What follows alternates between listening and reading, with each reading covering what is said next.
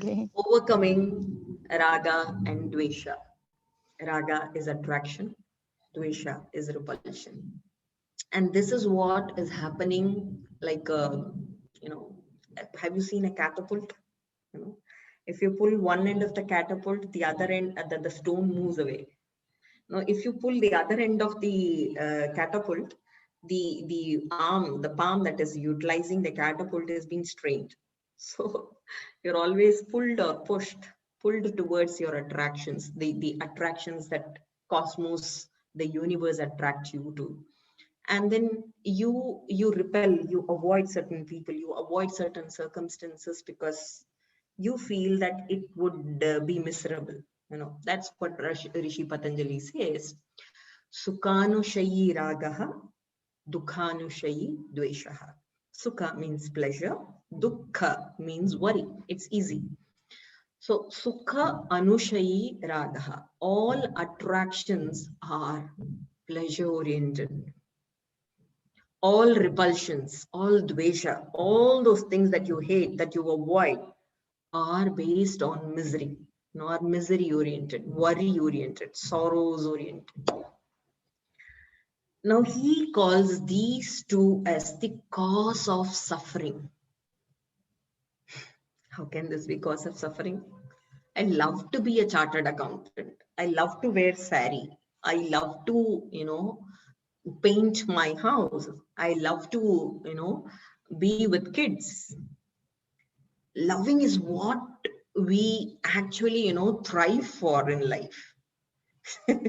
While we think about our life, it is just, either we fast forward the entire episode and then see a life, beautiful life, swimming pool, beautiful bungalow, ocean ahead, coconut trees, That's what we see. And then while we want to go back, we always recapitulate those thoughts which made us pleasure, which gave us pleasure, right? So attractions are so many and so,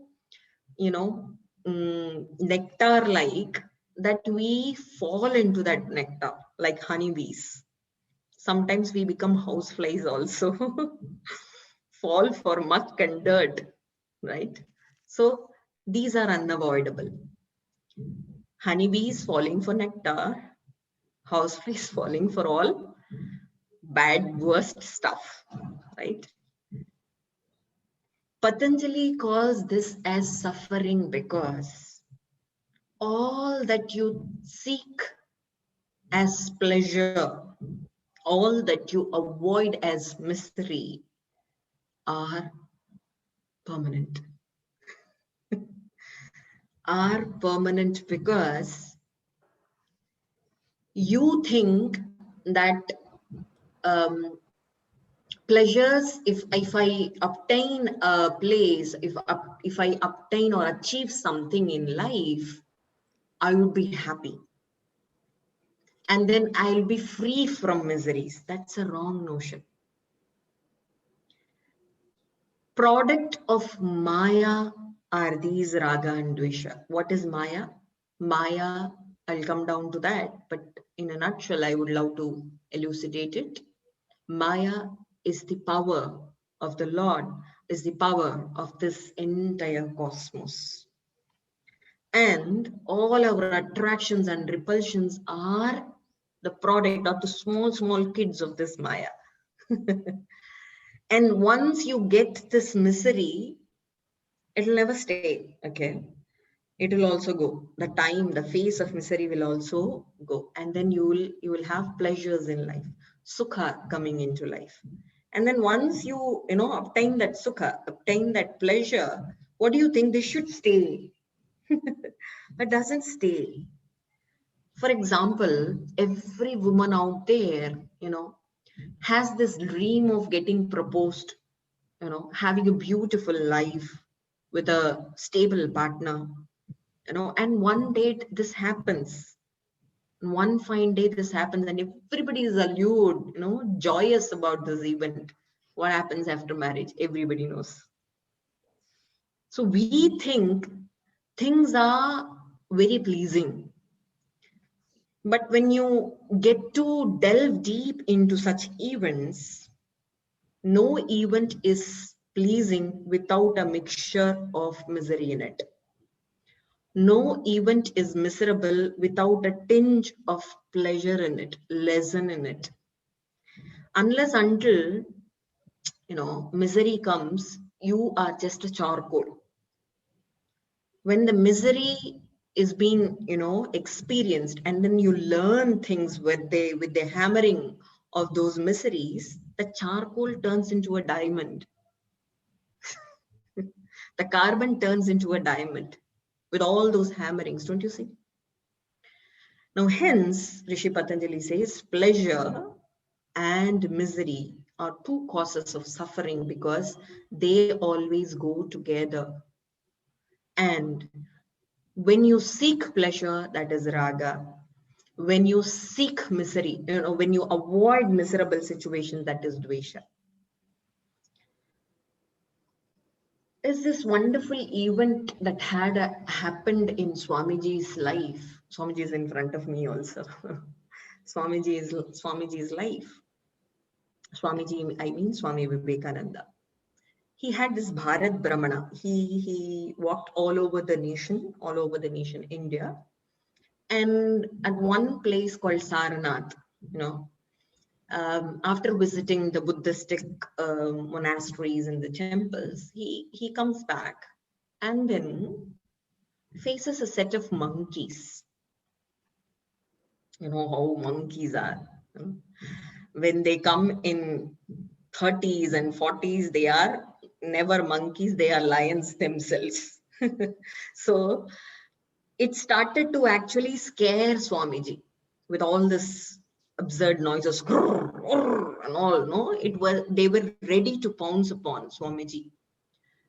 Swami Vivekananda was scared, literally scared. He was very fearful that it could do some harm to him. So he started to run, and there were 50, 60 monkeys behind him. And suddenly, after, running for some time, he got reminded of Upanishadic saying that encounter your problems, face your problems with courage. What he did was to, he stopped at that very point, and when he stopped, the monkeys got alarmed.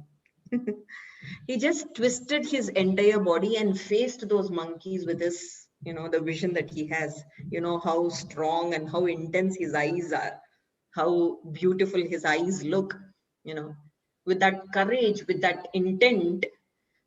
He faced those monkeys, and monkeys thought that now that he has become stronger, I think monkeys might have got a wrong assumption that he had got some, stick or something. They ran back. They ran back. And then Swamiji said, this is how you face all your problems. And with this idea, I did a mistake. This mistake happened 2 days ago. Well, I work with a group of people. When you work with a group of people, you have your own viewpoints and people differ, these things happen. So there was this project that we were discussing upon, some building construction, and that's very much important for the forum to happen. So I placed the viewpoint that there should be this building coming up, and I placed my viewpoint there. I opined for that building to be constructed. And you know what happens when a meeting is done? No two people can be the same. So there were different viewpoints, and I could sense a kind of selfishness in the other viewpoints. So I thought it is ethically wrong. When you see good things at large, there shall be some probable, mishappenings in your life. So you have to forgo all those things, and you should always think good about the institution as a whole. So it is good for the institution. So I kept on arguing, no. This project should get approved. This should be in our, in our hands, and this should be done. And I owned that project, so I was firm in it. It so happened, I'm very ashamed to tell that uh, the meeting didn't end very well because we picked up at this heat of this arguments, we picked up a great fight at the heights that there was no guns of Navron as such, but literally we were firing against one with other, you know.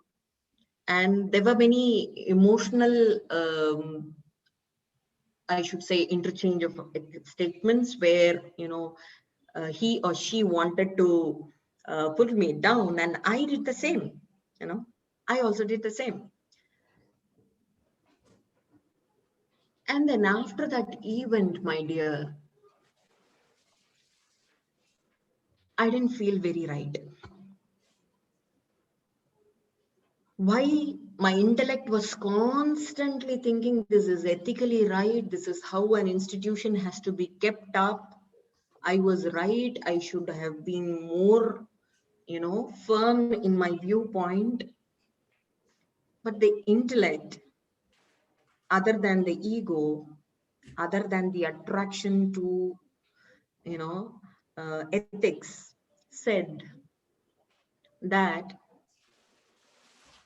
whatever that ended well should be good, but it didn't end well, which means you have done something wrong. Because I ended up with guilt, I ended up with worry. Any action, my dear friends, please learn from my mistakes. Any action that you do, you repent later, you have guilt for it, you feel, you know, sorrowful after that, is not a good action. You think that you are the person who is very good. That is what our ego makes us do. Okay. We have done talking about ego. Now here I'm talking about a mild form of ego, which is attraction. Attraction towards, you know, my project, my viewpoint. You know, that was there. That was very thin, that I couldn't identify. I think I was doing right. But I have earned enmity. I have earned a sense of, you know, languor in this activity, a sense of guilt after that activity, which is not good. I thought, like Swamiji, let me face this problem with courage. Let me plunge into the action, you know. But Swamiji's example, I couldn't see it holistically. Here, the mistake that I did was identifying myself with that mind's voice, with this mind viewpoint, completely getting attached to that raga, attraction. I will definitely say that if you have a sale going on, you find n number of garments, those garments can attract you, you know, or a weekend vacation can attract you. Sorry, Christina is having one. I'm not going to ruin that. But yes, they can definitely attract you. These attractions are very much there. But once you identify yourself with those attractions, there lies misery. Understand what happens with vacations. Vacations are good, but they are not permanent solutions to your stress. Why does a person go for a holiday? To de-stress, right? To de-stress. But why is he coming back on Monday having the same stress? It doesn't provide you, it just provides you a temporal solution, right? That's what Rishi Patanjali and Bhagavad Gita even says, that these attractions are wonderful. But when you identify with it, then that misery, that the tinge of misery is with you. So be ready. You have to face that also. Mm. Uh, the second thing, the second lesson that I learned is, from this very episode, is that I got swayed away from my swadharma, looking at someone else's dharma, paradharma. Swadharmo nidhanam shreyaha paradharmo bhayavaha, Gita says, Krishna says, which says, however small, petty your work is, you be concentrated only towards that piece of work. Don't get attracted by someone else. And this thing happened in my episode. I wanted my institution to flourish, thinking that some other XY forum had been flourishing with this kind of project. So that actually created an impression in me that this project has to happen. Perhaps it can happen. Perhaps it will not happen for this institution. Perhaps it can happen 20 years later. But me finding myself as an instrument in doing this, just because it popped up in my mind, identifying my mind's attraction to my own viewpoint, had done the incredible blunder.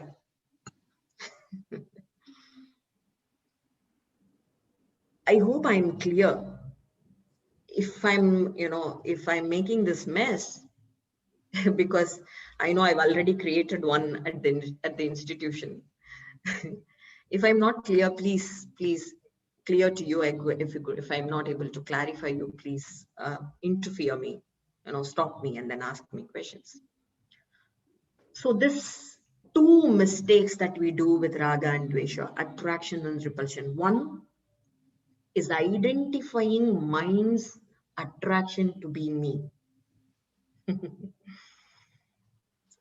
Two is not getting glamorized by someone else and then ruining our own life's work. Like there are n number of things to ruin our life, One is Facebook, two is Twitter, three is Instagram. You see people happy all the time over there. You see people going for vacations all the time. You see people having beautiful relationships, which we know very well that they are masking themselves, right? They are blinding themselves and then portraying something else which they are not. We very well knew.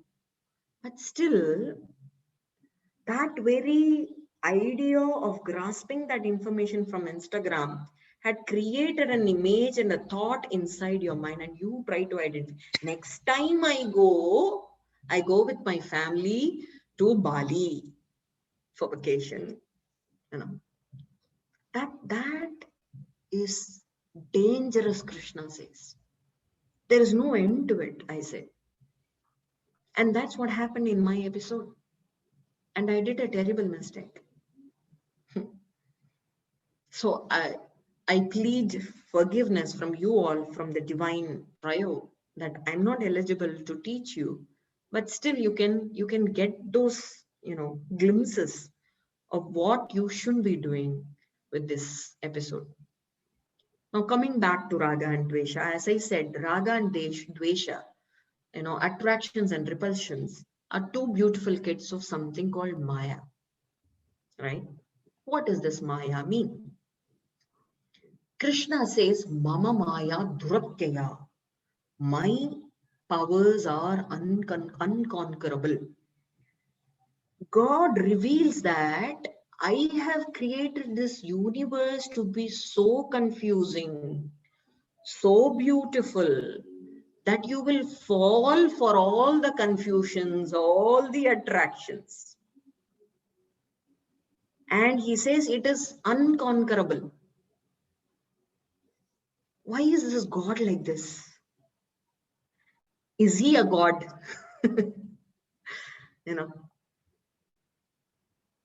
To this, I would answer in a better manner like you have this academics, you go to school, you have a complete syllabus of mathematics, of history, geography, of physics and chemistry, n number of subjects.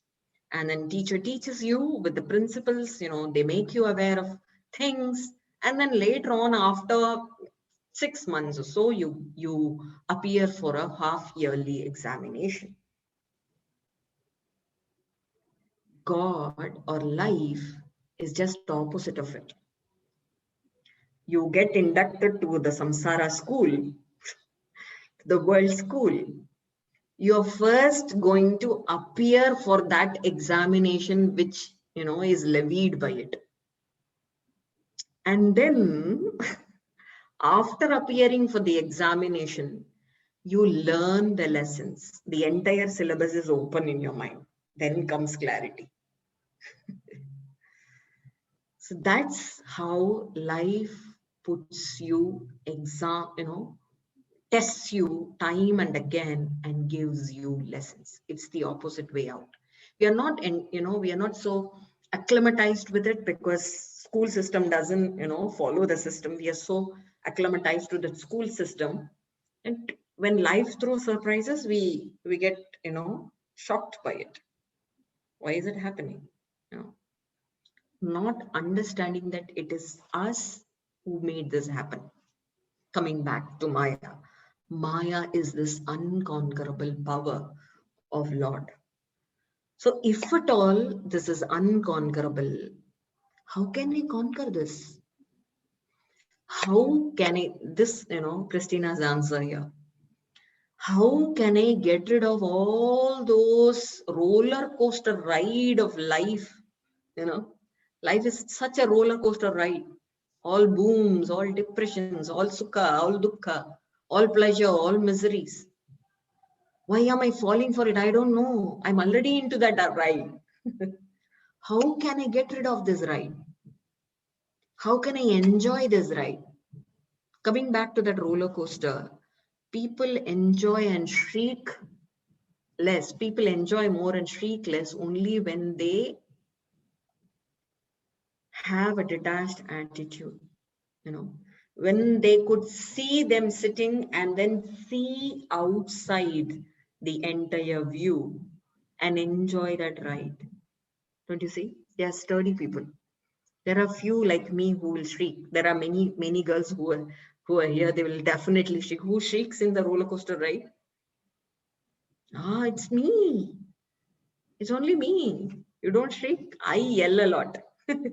Christina also yells a lot. Yes. Me too. Yeah. Yes, Florina. Thank you. I thought I was alone.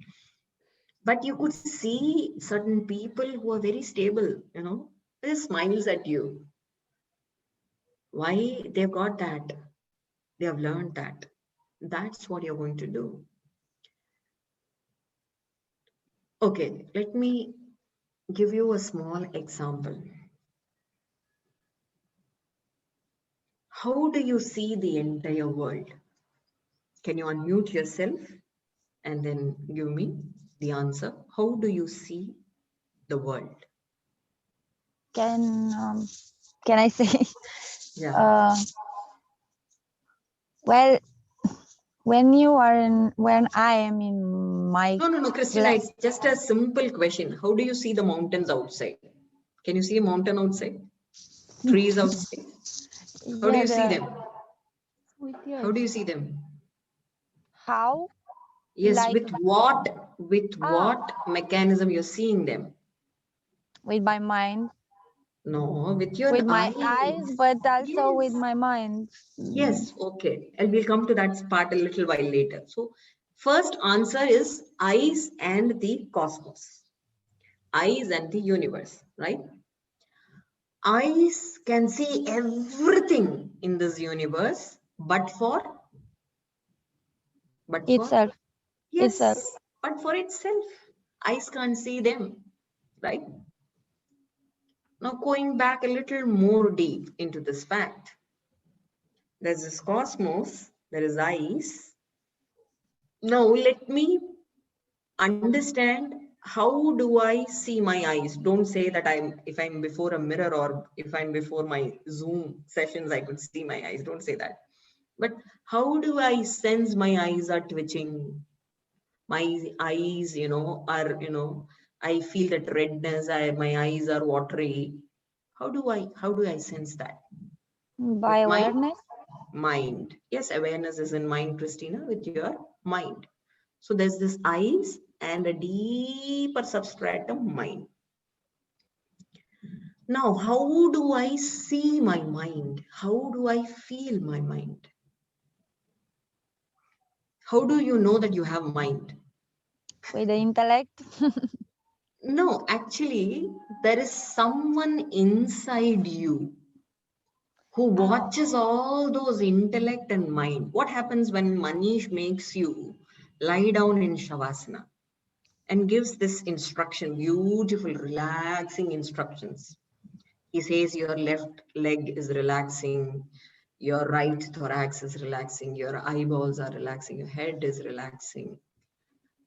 There is someone deep within witnessing the body getting relaxed, witnessing the mind who is enjoying that relaxation also.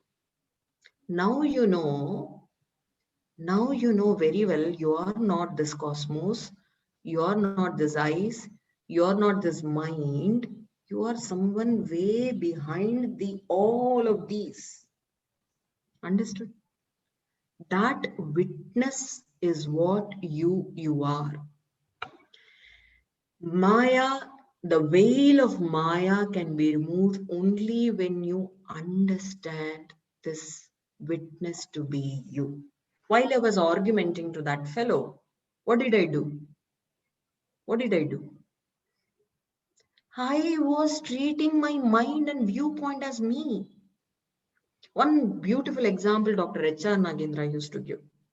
There's a small bridge and there are two cars coming in front.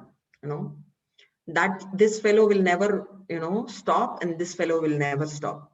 He starts to yell at this fellow saying that you go behind. Now he starts to yell at this fellow. He says, you go behind. Nobody is, coming to peace, and it's just standing over there. Now, like I did, I picked up the fight. They also picked up the fight. They came down from the car and started fighting. And get your car down. And he says, you pull your car down. You know, literally, if he says you go down, you go behind, and he goes behind, the problem is not solved. Now here, they have identified themselves as their cars. And this is the problem. This is Maya. This is this ice rink. It is like an ice rink. You are in Romania, you must have, enjoyed that ice rink. What happens in that ice rink? Well, you have all the fun and pleasure going in the ride of the ice rink. At the same time, it is very slippery. Once you fall, it is very difficult for you to stand up, right? You get, in that, what do you call that? The muck, dirt, and watery phase, the quicksand. Yes, it's like a quicksand. When you work more, you are more pulled down, right? So Maya is that ice rink. And hence, even after learning Gita, even after understanding Valmiki, my mother was asking me, you have the background of Valmiki, Ramayana and Gita. Why did you pick up this fight? Now I got the answer. Maya is unconquerable. Mundaka Upanishad says, people think they are very smart. I think I am very smart. I think I am very knowledgeable, you know. Why? Because I have identified myself in my perhaps these good studies, this knowledge even. This is Maya, you know. This is that veil that I have put forth. Mundaka Upanishad says Maya is way smarter than us. The entire cosmos is way smart, way intelligent more than you. Now how to get rid of this ice rink, how to enjoy, have the fun, and also if you might be slippery, you might be falling, and then how to get up. I remember once I was talking about this Maya to a student where I gave an example. How can you climb Mount Everest without falling? Even the experts like Sherpas, what do? They try to place the foot on the snowy part and then say that, oh, this part is, actually making my foot go slippery. And then they show the path, no, don't go this way, go this way, right? They lead the path where it is less slippery. Everybody slips, everybody falls down in this ice rink. And one could climb well only when one could stand up and tread the path, right? How do you stand up? How do you conquer this Maya? Guru and Shastras are the two manuscripts, are the two manuals through which you conquer this Maya. Who is a Guru? Please don't tell me I am Guru. I am no Guru. I am still climbing the Mount Everest. But you will find one like all these three. Ma Sharda, Swami Ramakrishna Paramahamsa, or Swami Vivekananda. You will find them in your spiritual path. I got connected to them, not necessary that you will also be. You will find one. Christina is more attuned to Ramana Maharshi, even me. Yes. So you will find one. You will find that thing is more relatable to me. Why is this gurudom very important in spirituality? People, fake a lot. People earn millions with this gurudom. Why should I fall for this? This is again a great Maya. Guru is the person who would ignite your mind and not make you fall as a prey. Okay. So finding a guru itself is a great episode. Have you learned about Swami Vivekananda? He, from the very beginning of his adolescence, was asking person to person whether you have seen God. Have you seen God? Have you seen God? Have you seen God? Have you seen God? All the time. He was walking, talking like a maniac. Unless until he found Sri Ramakrishna Paramahamsa. Sri Ramakrishna Paramahamsa. And then he asked the same question. Do you see God? Have you ever seen God? You know what Ramakrishna Paramahamsa said? Much clearer than how I see you now. He is the real Guru. And then he made him see the Lord himself. He made Swamiji. It's just not by saying that he had seen the God. Ramakrishna Paramahamsa made Swamiji to see the divine eyes of Kali Ma, the goddess. He made him see. He is the real Guru. Why is this Guru, holding the key for the Maya? When he locks it open, then the Maya is dispelled and there is wisdom. Why is that? Why is he more important? God, Kabir Das says, when God and Guru comes together unto me, the first one that I would prostrate would be Guru and not God. Why is he saying that? Why is he saying that? It's because God has this one eye for kindness, another vision, another eye for punishing. If you do something wrong, if you do something good, he will reward you. If you do something wrong, he will definitely punish you, because that is how he is managing the entire karmic cycle to be. He is bound with it. No. Actually, he is unbounded by the karmic cycle, but he follows that karmic thing very properly. But Guru, on the other hand, is very compassionate that he knows that Lalitha will mess the situation, mess her official relationship. She will go into argumentative things, She will put all those funny stuff, and then she'll come back unto me. Let me bless her. Let me be compassionate enough, giving her one more opportunity, to climb that Everest, if she is ready to stand up, you know. Hence, my dear friends, Guru has this key who could unlock Maya, unlock Maya in the sense dispel Maya and then unlock wisdom unto you. If you don't believe in Guru, yes, you will definitely believe in this Lord Almighty.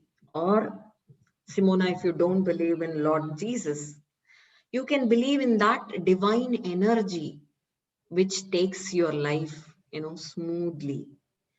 Amidst all those conflicts, amidst all those roller coaster rides of life, it is this grace of that divine energy that takes you through, Simona. Do you believe it or not? I hope you're there. I believe in Jesus. Just Oh, that you believe in. I believe in Jesus, but I think he was a human and he was a good yogi, honestly. He was Yes, so yes. kind. This is why I Excellent. believe the same religion is the same. I think when he was 30 years missing, going in the desert, he became aware of everything and he found the true love, which we cannot express in words. So Right. I do believe in Jesus. I Yes, believe you that do believe. we're all human and we all have this capability that just Sorry, that we I don't had the have the wrong chance. notion. Sorry, I had the Yeah, wrong I notion. know. This is why I said it's difficult to say in words. Yes, I yes. believe that the two religions are exactly the same. And Jesus was a Yes. great yogi and a great loving person for everybody. Don't take yoga But as that is religion my again. personal. Don't take Vedanta as religion again. It is not a Yeah. religion, but it is a way of perceiving life.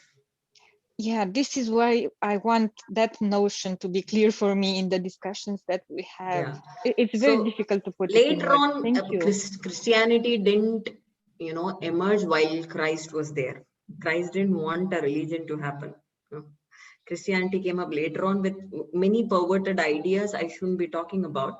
But still, anyways, moving ahead of religion, I'm just saying that if you are a theist, you believe in Lord. If you are atheist, you believe in divine cosmic energy, right? Anything that you believe, anything that you rely upon, if you could surrender all the yoga and kshema, which I was mentioning previously, all the activities unto him, it is, you will be more peaceful. You are not a person whom you can keep on correcting people that he was right, he was wrong, he had a, criminal idea, he did something, she did something wrong to me. You are not a person who could correct people. If you're going to do that, my God, you will be the most, anxious person. You will be the most depressed person in the world because you never correct any. But not going more into stuck into ethics, if you could find yourself away from all these things, then you will be way more peaceful. Maya will make you tensed. Maya will pull you towards people, pull you towards circumstances, pull you towards all the beautiful things that it could show up. But you can see the difference between you and your mind, right? It is like, you know, a lunatic dancing before you. Okay, he's dancing. He's a lunatic, he's dancing before you. How will you behave? You will just ignore him, right? He's a lunatic, he's dancing naked, okay? That's how your mind dances with all sorts of devilish stuff that could come up only when you identify yourself. I didn't see myself, using all those words devilish prone, demonic prone words I could use while I was arguing with that fellow. Why? Why did that happen? Only when I identified myself with the mind, that viewpoint.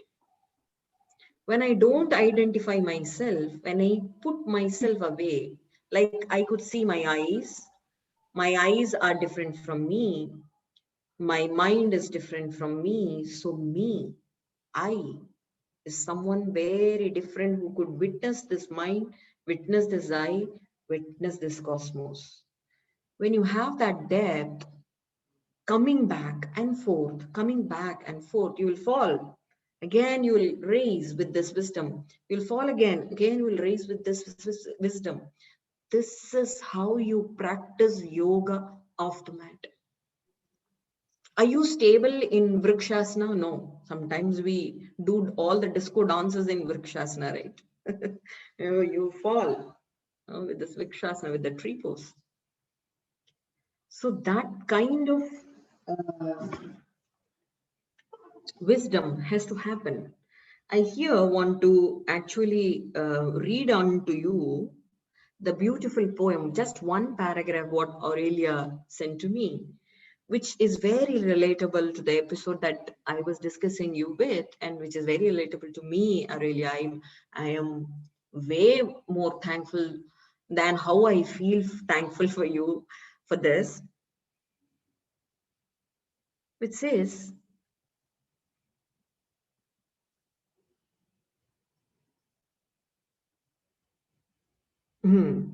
if they reach for you, go faster.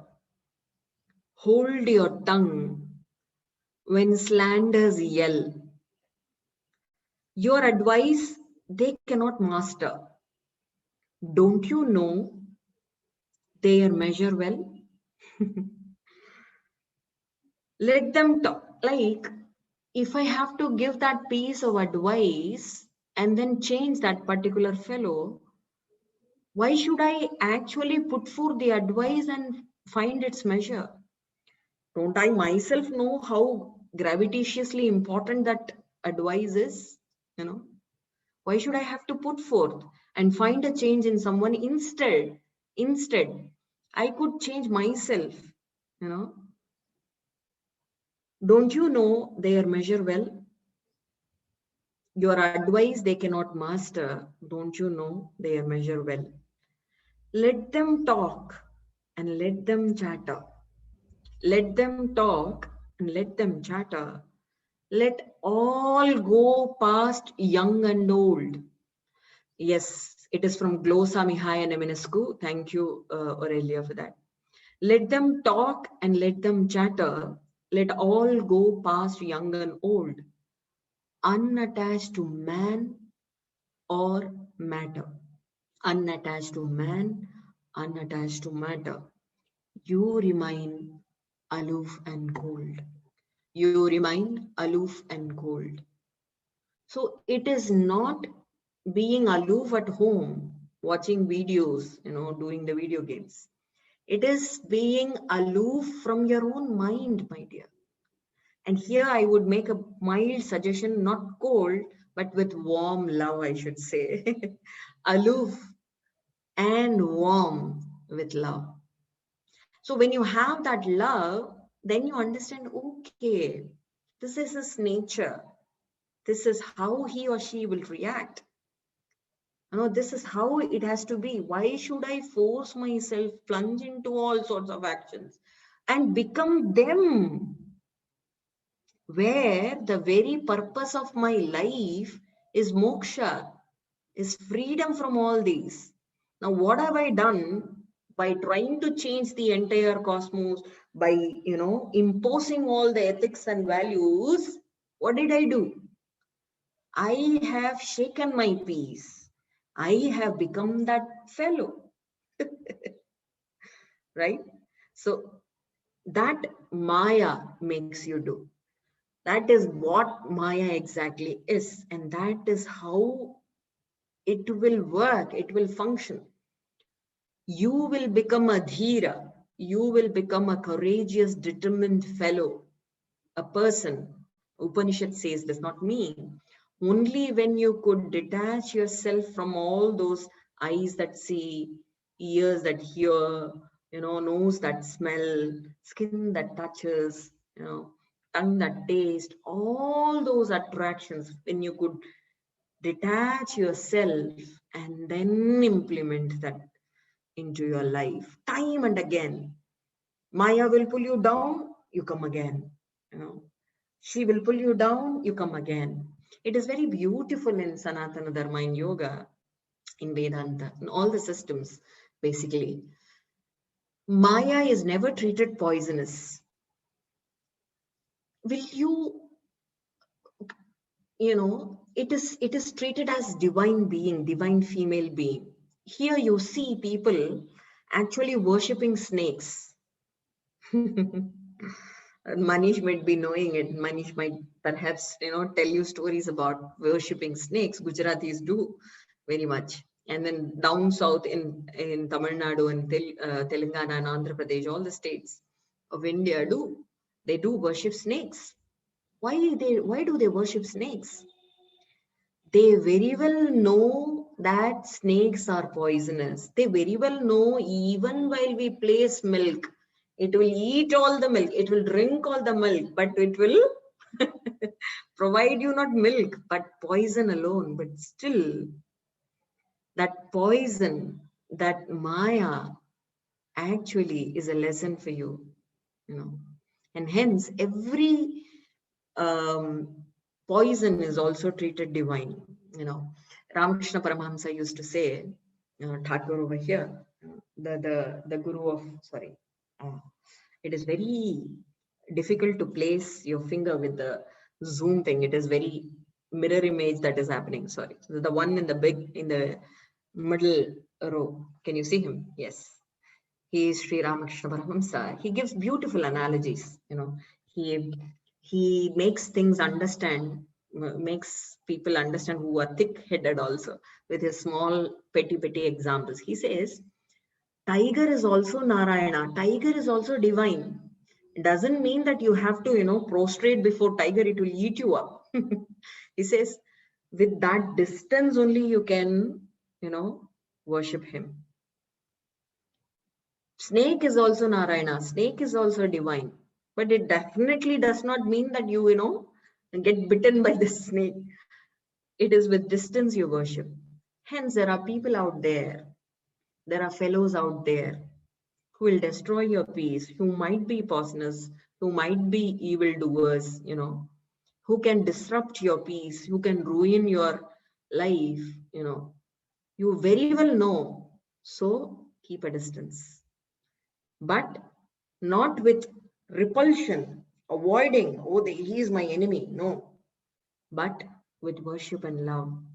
The love, the unconditional love, what Simona was just talking about.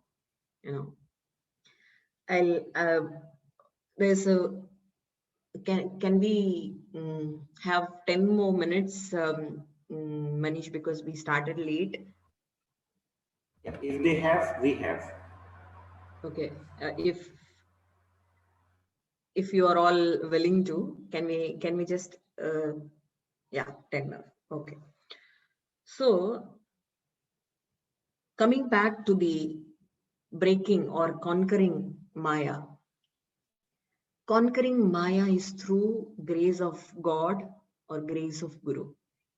If you don't believe in God, again, I would definitely say you definitely believe in grace of divine energy. Put everything unto him, We call Narayana, we call this divine being, divine energy as Arthartha Parayana Narayanaha, which says crisis management Lord. If you are in a crisis, he will manage your crisis. There are troubleshooting programs in computer. No, we call the Lord as troubleshooter. How do we call it? Dukkha Nivritartha. The troubleshooter, God, the troubleshooter. So believe in that ultimate grace, have faith in it, have faith in some superior divine energy and work along with the path of spirituality. This is the only way to overcome Raga and Dvesha, Christina. You'll again be a housefly, you will again be a honeybee. But once when you end up with all the honey, a honeybee will never store any more honey. They are not like humans to accrue wealth, They are If I can self-satisfied. ask you, if I can ask you something, so the thing is, I can see now I cannot be my body. I can see my mind. I can see even when I'm identifying with some things. And I understand the idea of the attraction and repulsion in this way. But I think in the end, what I have experienced is that my attitude has to be equanimous towards pleasure and pain, because pleasure and pain will be there. It's part of this duality. And sometimes we experience pleasure, sometimes we experience pain. But the thing is that the way that you look at that pain and pleasure, it's what makes you at peace or keeps you at peace or not. So when I was talking about attraction and repulsions, I am thinking also of this thing. Okay, right now I know, maybe I know, or I say I know, but life comes and puts me in some situation and shows Maya me. is smarter than us. Yeah, exactly. And shows me where I am, what is the point that I am, and then puts me in this kind of situation and shows me there is some interest in something, in some illusion or Maya or something. So I can see it. I end up in this situation. I can see it. I acknowledge that there is some interest in that. But this comes my question. What do I do? Because if I'm put in this situation, maybe this is an opportunity for me to really clear that out.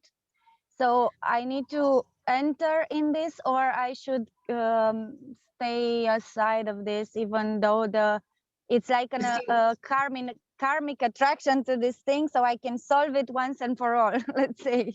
Yeah. So, Christina, you very well know how you will react when the mind wants you to react. Like I did, my mind wants me to react with that fellow and then, take up the heat of the arguments, talk all nonsense, I did that. That is that attraction. That is that raga towards my own viewpoint. I'll come again with the same example. So you will definitely fall into that pit hole for one or many times.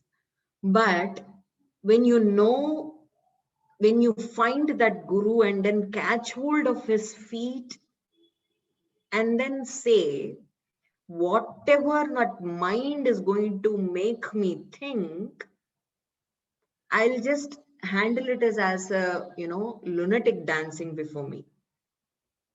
I'm not going to pay heed to him. I'm not going to entertain that mind because I am not my mind. I was watching this movie where the girlfriend is asking her boyfriend, saying, I do not know that there is some part in you which I don't know. The boyfriend replies, yes, there is this me which you don't know. And which makes me, do all these evil things. I don't like that part of me also. He says. So now you very well understand this mind is this beautiful circle like thing which has half evil, half good things inside. Now, when you attract yourself to the goodness, you become so egoistic that, oh, I am so good. I am so ethically right. When you get attached to this evil things, you mess up the entire situation just as I did.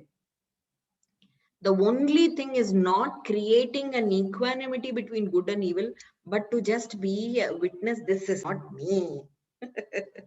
This is a part of me which I am not.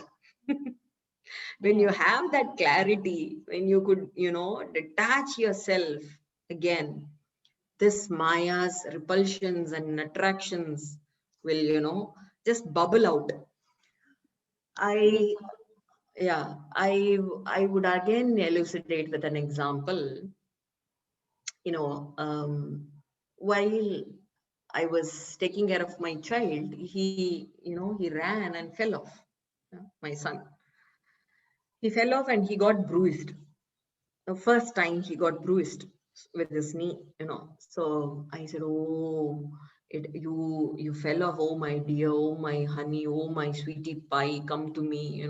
I'll put all those cold fermentations. Let me just clean it up and put this soframycin cream. Let this wounds shall be healed." He started to cry like anything. He started to scream like anything, as if I have died. The more you give attention to your child, the more it becomes emotional. There is an outburst, and mind is exactly that child. The more you give attention to all the good that it provides, all the good ideas that it provides, the more the attention that you give all the bad ideas that it provides, the more in a mess you are. You become either egoistic and you fall for the prey of all the bad events that it actually wants you to do. So it Yes, but is. don't you think even your experience, your case, it was necessary because you got out of it and you Yes, saw Christina, this? that is exactly what I'm talking about. If I end up with worry and guilt, it is not good that I did, Christina. It is not good. It is just the vent of pent up emotions that I had inside. All the devilish turns that I could do in that episode, I did. It was a chance That for you to see it, actually. It was a chance for you. Oh, that is not a good idea. I was very troubled. So my friend called me up and then said the same thing. Good thing, ma'am. She used to call me ma'am. Good thing, ma'am, that it was not in your heart. It came out completely. I do not know if lunatic is naked and lunatic is clothed. He is a lunatic only.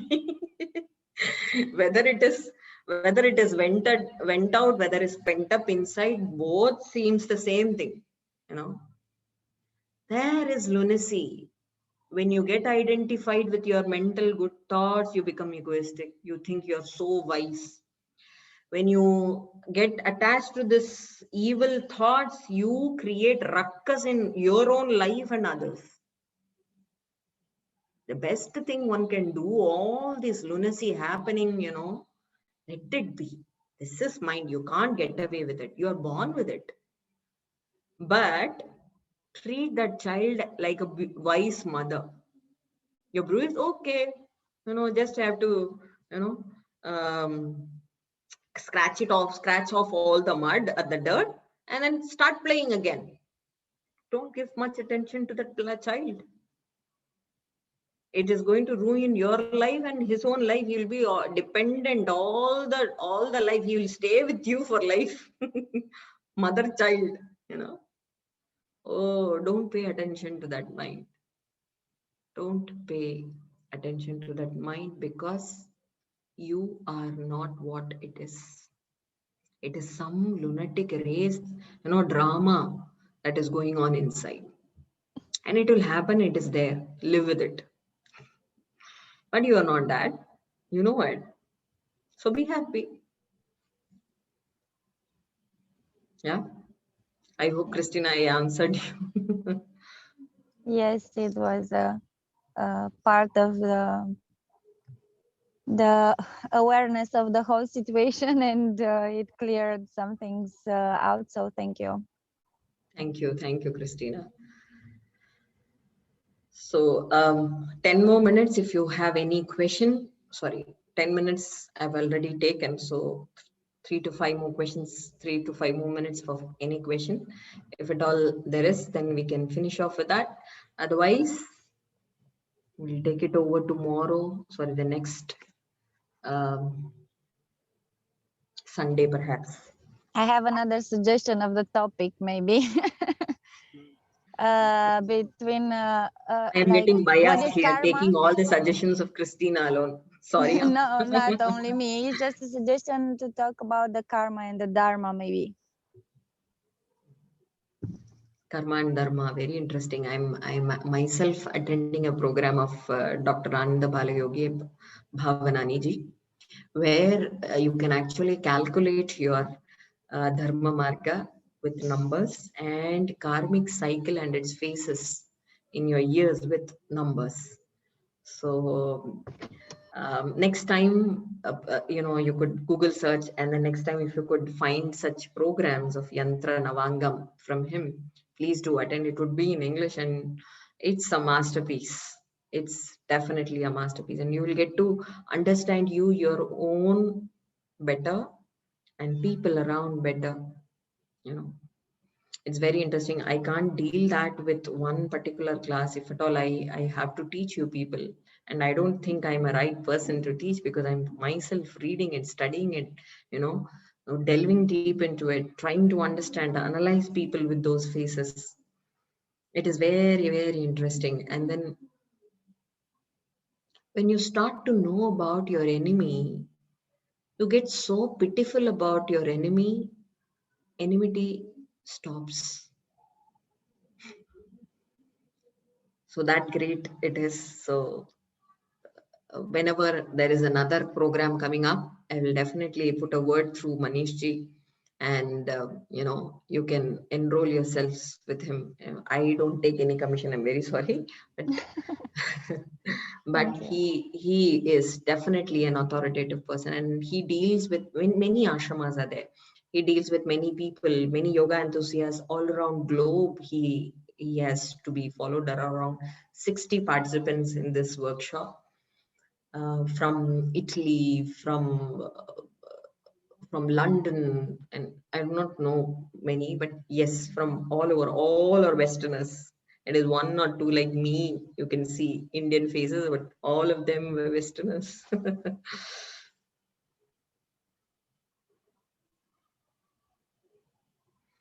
I hope there is no question. As I used to say, either that you have understood everything or you didn't understand anything. No, there are two questions. I think we should keep it for next time. I have two questions, so I will keep it for next time. Okay. So like we should not be in hurry that we have to finish this question and answer. So So if you could put forth, then I can write it down. okay. Otherwise, I'll forget what questions they were. So during last session, we have you explained us that we should de-attach to our problems, and today you try to explain us that we should confront our problems. So what's the big difference there? Mm. Okay. So the point where I took Swamiji's episode to confront or to encounter the problems with courage, I took that episode, or I took that lesson in a wrong manner. Swamiji wasn't identifying himself with uh, anything there. He actually was identifying with fear all the time while he was running. Then he understood, why am I getting identified with mind? I am that self, all powerful, all constructive, as Upanishad says, and that's how he became courageous. And then he just had to twist his body with that wisdom. And then the monkeys ran away. I didn't get that part completely. I thought plunge into action with courage. But there is a trick there. Plunge into action with courage, but don't get identified with the lunatic that is dancing within. Don't get identified with that mind inside. So that's the catch here.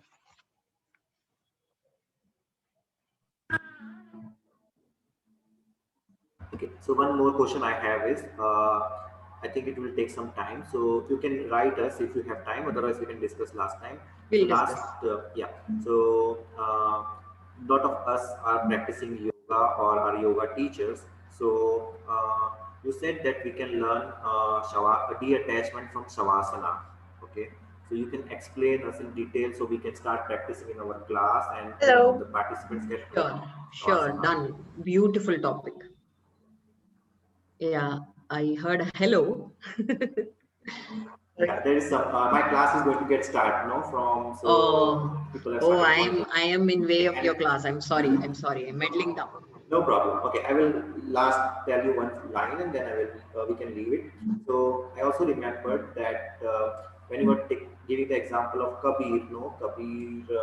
So Kabir and Guru, I said I also think that I have learned this way that Kabir said when the Guru and God will come in front of me, I will go first to the And then the Guru Lord. and then Yes, to the yes. God because it was only possible. I'm seeing the God because it was only Only through possible Guru through that I Guru. got God. Hmm. Yes. Yes, otherwise I would have not. And the Yes. speciality why he gave prominence to Guru more than God is because Guru was compassionate enough to take a small human being and make him a great devotee of Rama and make him Kabir Das, a great poet. You know, it was Ramananda, Swami Ramananda, his guru, who made him to be Kabir Das.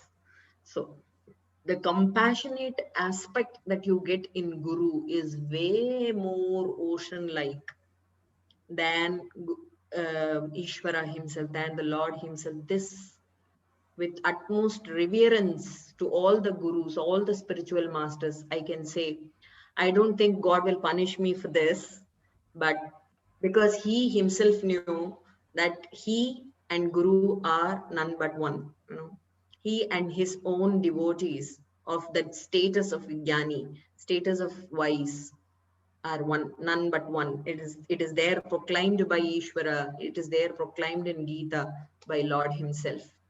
So with that note, we'll end with a small prayer. I'm sorry, Robert, you should wait for one more minute and we'll end the session.